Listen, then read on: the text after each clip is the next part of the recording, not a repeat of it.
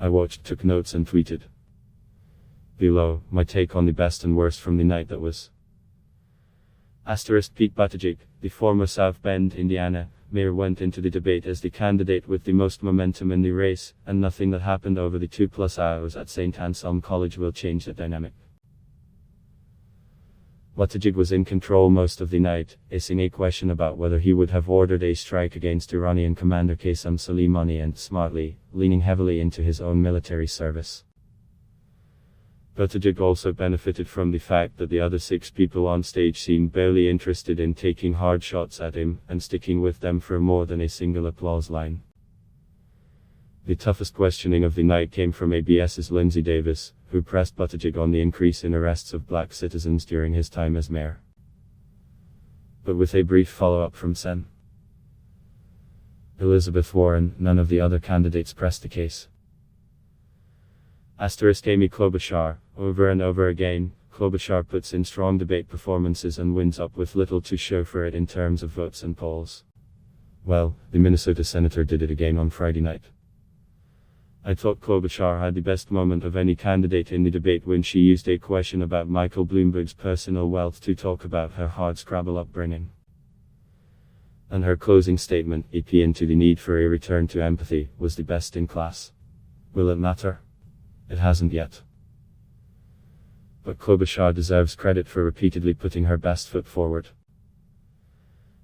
Bernie Sanders, if Buttigieg had the most momentum coming into the debate, Sanders was right behind him. And by the same logic, there was very little in this debate that will peel any of the Vermont senator's support away from him.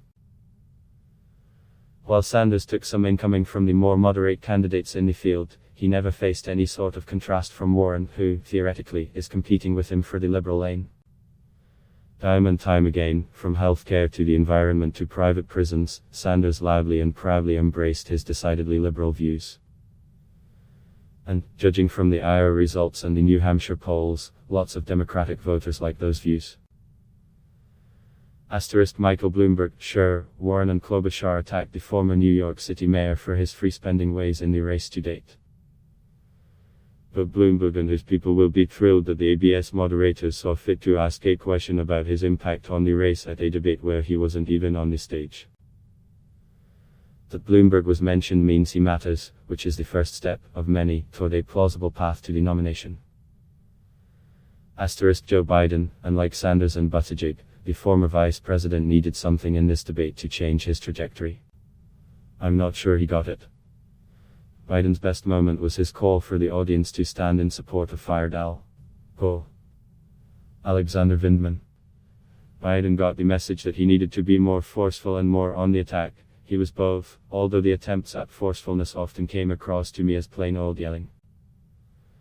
Biden started the debate, literally the first question, by acknowledging that, "I'll probably take a hit here," in reference to Tuesday's New Hampshire primary. He repeatedly defended the politics of the past, by insisting that he had done a lot of good for the country in those years. Even if that's true, debates and races are rarely won by focusing on the past. Elizabeth Warren, along with Buttigieg and Klobuchar, Warren is clearly one of the most naturally skilled debaters in the field. And she was quite solid again on Friday, using somewhat limited speaking time, which was weird, to make her optimistic case for why her preferred liberal solutions are the right way to solve the country's problems. So why did she wind up in the losers bracket? Because Warren finished a distant third behind Buttigieg and Sanders in Iowa, and most polling I've seen in New Hampshire has her third again. Despite that standing, she seemed entirely unwilling to draw anything but the most tepid contrasts with the two frontrunners. Maybe Warren and her team know something I don't about the New Hampshire electorate, and it wouldn't be the first time for that. But it's hard for me to see her changing many minds by simply reiterating what have been her main talking points throughout the campaign.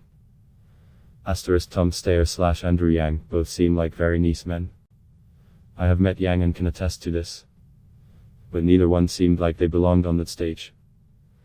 Steyer desperately tried to inject himself into every debate the frontrunners were having but found himself repeatedly swatted away. Yang barely spoke. It was a forgettable night for both. Lighting, was it only me who fixated on the fact that the candidates' faces were well lit but their hands were basically in the dark?